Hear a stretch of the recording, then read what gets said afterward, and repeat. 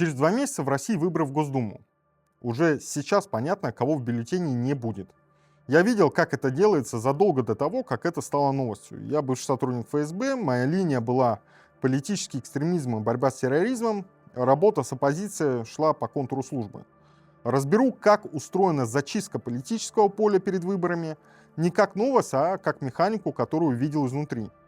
Пока мы не пошли дальше, подпишитесь. Новые разборы выходят регулярно, и без подписки вы их, скорее всего, не увидите.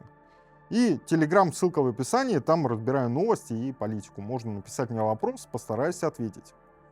Начну с истории, которая показывает саму механику. Видел ее в деле задолго до нынешних выборов. В 2020 году у ФСБ в разработке было движение «Левый фронт». У них был в то время региональный протест, готовили тогда они серию митингов, подавали заявки на разные даты. Исполком по приказу ФСБ тогда отказывал во всем. Каждый раз одна и та же отговорка – ковидные ограничения. В итоге организаторы перешли на одиночные пикеты. 30 метров друг от друга по всему парку. Это был формат, который тогда еще не давал повода для массового задержания. Официальная причина отказа – эпидемиология. Реально не дать состояться координированной акции. В тот период я докладывал своему руководству, что движение разваливается изнутри из-за внутреннего раскола. Ответ был короткий. Хорошо, не посадим, так развалим. И это не моя формулировка принципа, это дословная цитата моего тогдашнего руководства. Итог. Формально никого не задержали, не осудили, но по факту задачу выполнили тем же результатом. Дальше сама логика, по которой из этого не делают полный запрет оппозиционных политических организаций, а держат систему на медленном огне. Задача структуры, которая занимается этим направлением, вторая служба ФСБ. Главная ее цель – защита и удержание действующей власти. Активист в этой логике не реакция на проблему, а активист – потенциальная угроза. У политических активистов цель, чтобы власть менялась, чтобы законы работали, были честные выборы и возможность в них, в принципе, участвовать. А у ФСБ задача, чтобы власть не менялась и чтобы обеспечивались определенные результаты на выборах. Отсюда возник вопрос, который многие не понимают, почему такие оппозиционные площадки не закрывают полностью, а продолжают держать под контролем. Без них невозможно эффективно выявлять политических активистов и неформальных лидеров. Нужна среда притяжения, куда такие люди сами стекаются. Через нее их проще наблюдать, понимать связи и оценивать их потенциал. Именно в такие периоды перед выборами активно ведутся оперативно-розыскные мероприятия. Устанавливают маршруты и точки распространения агитационных материалов, устанавливают, кто именно их распространяет. Отдельно сотрудников направляют на избирательные участки для контроля. Еще один принцип, который мы в ходе своей службы не раз обсуждали с коллегами, если бы структуры вроде ФБК и им подобных не существовало бы, их пришлось бы придумать самим. Потому что они, по сути, выполняют часть работы за саму систему, собирает в единую картину активистов и неформальных лидеров по всей стране. Наблюдать за уже самоорганизовавшейся средой проще, чем выявлять несогласных с нуля. Когда структура себя изживает, либо становится слишком большой, чтобы ее дальше контролировать, либо система уже собрала достаточно материалов и разведданных, выявила основных сторонников или неформальных лидеров, смысл терпеть ее легальное существование пропадает. Тогда включается следующий этап. Структуру объявляет иностранным агентом, экстремистской, если нужно продавить сильнее, то террористической организацией. Не потому, что сама структура вдруг изменилась, и ее участники действительно стали террористами или экстремистами, нет. А потому что цель этого шага не просто запретить организацию физически.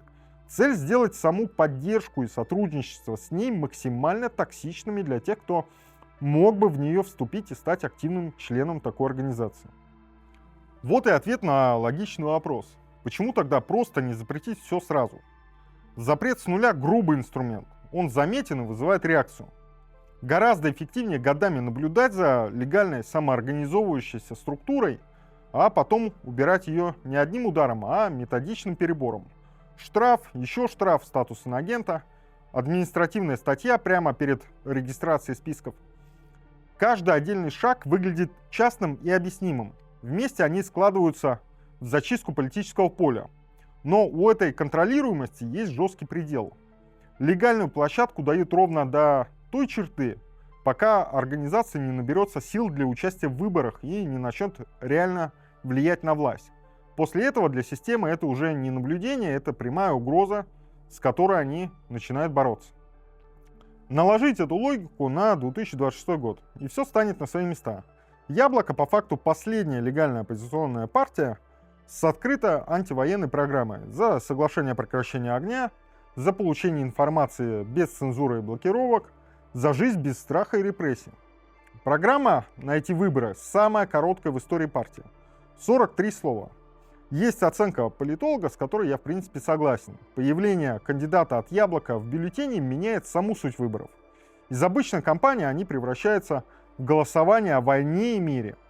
С точки зрения реальных симпатий населения, при честных выборах у партии есть все шансы на серьезные результаты. Вот здесь и заканчивается контролируемая фаза, о которой я говорил в прошлой части. Пока Яблоко было заметно, но не опасно, с ним работали как с полезным объектом наблюдения. Как только появился реальный шанс на легальное присутствие в политике, включился режим зачистки. Вернемся к фразе «не посадим, так развалим», с которой я начал объяснять логику работы ФСБ. Вот как это выглядит уже не на одном протестном движении в отдельном городе, а на всей стране в цифрах и именах.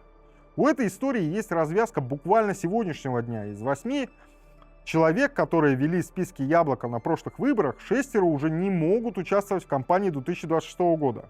Статус иностранного агента или административное наказание по экстремистским статьям. По официальным данным партии, 9 ее членов лишились права участвовать в выборах именно из-за административных дел по статье о демонстрации экстремистской символики. И это лишь часть общей картины давления, которая значительно шире. Механика везде однотипная. Льва Шлосберга с декабря прошлого года держат в СИЗО. Это уже 3-е уголовное дело против него за репост в телеграм-канале, сделанный еще в феврале 2022 года. Статус иностранного агента ему присвоили еще раньше. Бориса Вишневского внесли в реестр иностранных агентов. Всего в реестре уже 12 членов партии. Другого заместителя председателя партии Максима Круглова 24 июня приговорили к 7 годам колонии. Формально за фейки об армии, по факту за публикации 22 года об Буче и Мариуполе. В Санкт-Петербурге зачищена вся верхушка списка, 3 из 3. В Пскове 2 из 3. В цифрах это выглядит так. В отношении 37 членов партии составлено 46 административных протоколов на общую сумму 8,5 миллионов рублей. Проведено 44 обыска у членов партии и в ее офисах. 29 членов были задержаны и доставлены на допрос. Отдельные случаи выходят далеко за рамки административного преследования. Елену Перепелицу отправили в СИЗО до сентября. Формально за донат ФБК, по факту за пожертвования, сделанные еще до того, как организацию признали экстремистской. У нее на иждивении находится 84-летняя мать, за плечами годы общественной и благотворительной работы, положительные характеристики. Суд все равно отправил ее в СИЗО. Официальная позиция здесь простая. Якобы закон один для всех, якобы все делается в соответствии с законом, вне зависимости от партийной принадлежности, но именно дело Перепелицы выдает эту систему. Ее перевод, по данным защиты, был сделан до того, как решение о запрете вступило в силу. То есть закон применили там, где, согласно базовому юридическому принципу, закон обратной силы не имеет.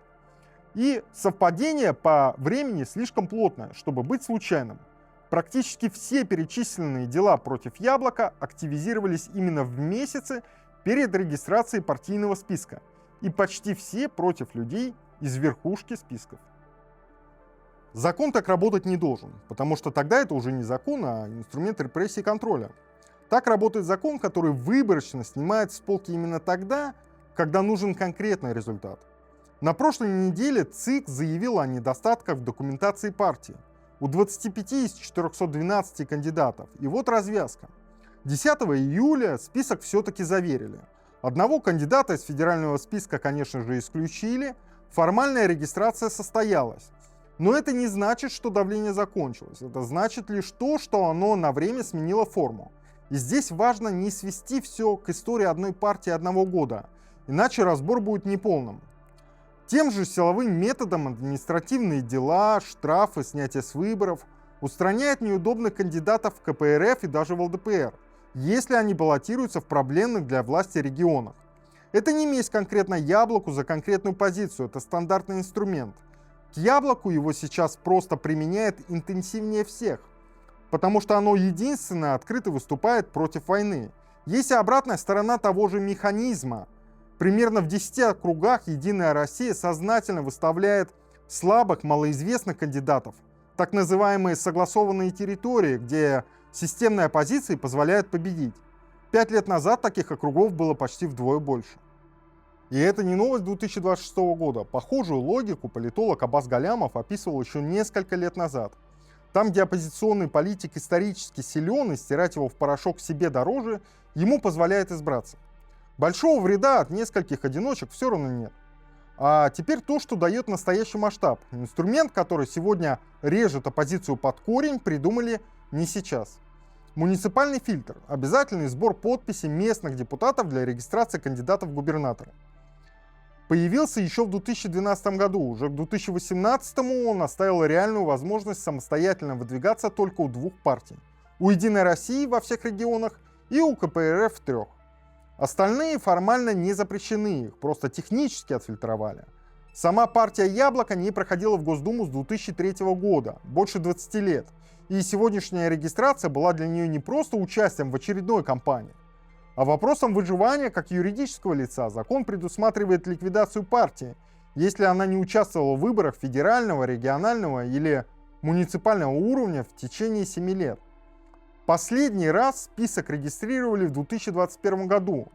Участие в кампании 2026 года было для партии не столько политическим, сколько буквально экзистенциальным вопросом. Кстати, тот самый 2021 год – хороший пример того, что инструменты давления не изобретают заново каждый цикл, а достают из одного и того же арсенала. Тогда ЦИК обязал «Яблоко» маркировать одного из своих кандидатов, Андрея Пивоварова, как аффилированного с иностранным агентом. Прямо в бюллетене во всех агитационных материалах. Не сняли с выборов, пометили. 5 лет назад это уже было отработанным инструментом не запрет, а клеймо, которое видит каждый избиратель. И деталь, которая показывает масштаб лучше любой статистики – движение «Голос». Фактически единственная независимая структура, которая 20 лет профессионально фиксировала нарушения на выборах в России, признана иностранным агентом. С 8 июля 2025 года его деятельность прекращена официально. По их данным, доля местных выборов, назначаемых вне единого дня голосования именно из-за отсутствия реальной конкуренции, когда в бюллетене остается всего один кандидат, выросла с 17% в избирательном цикле 2020-2021 годов до почти 40% в цикле 2023-2024 годов. Это не тенденция одного цикла, это десятилетие последовательного сужения политического поля. «Яблоко» 26 года не начало этой истории, это ее нынешняя самая яркая точка. Контекст, в котором разворачивается именно этот избирательный цикл, тоже важен. Кампания стартовала на фоне дефицита топлива минимум в 21 регионе, фактической блокадой Крыма, ударов дронов и ракет вплоть до Урала, а также бюджетного дефицита в 6 триллионов рублей. Один из немногих независимых политологов, продолжающих анализировать именно эти выборы, прямо связывает нарастающее давление с падением рейтингов власти на этом фоне.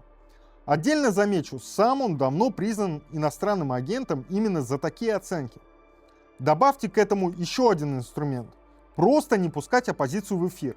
6 ведущих телеканалов уделили всей первой неделе кампании суммарно не больше 17 минут эфирного времени. Десятилетняя архитектура и сиюминутная нервозность системы наложились друг на друга. Вот почему именно сейчас зачистка выглядит настолько интенсивной. Список «Яблоко» сегодня зарегистрировали. Это не значит, что давление закончилось. Это значит лишь то, что оно, скорее всего, перейдет в новую форму. Пометки в бюллетенях, новые административные дела прямо во время кампании, ну и, конечно же, точечная работа по самым заметным кандидатам. Я не рассказываю это, чтобы вызвать сочувствие конкретной партии, это не моя роль. Я рассказываю, чтобы вы видели механику целиком, а не только отдельные новости об очередном штрафе. Система не борется с идеологией «Яблока» отдельно от всех остальных. Она борется с самой возможностью легального политического выбора. Не посадили, значит будут разваливать. Иначе эта система просто не работает. Досмотрели до этого момента, уже понимаете эту систему точнее, чем большинство тех, кто пишет о ней со стороны. Подпишитесь, новые разборы выходят регулярно, и без подписки вы, скорее всего, их не увидите. И если хотите больше, чем разборы системы, у меня есть телеграм-канал, ссылка в описании и в комментариях. Там я разбираю текущие новости, политику и события. Со своим мнением, без купюр. Там же можно написать мне напрямую с любым вопросом, постараюсь ответить. С вами был Вадим Майоров, берегите себя, до новых встреч.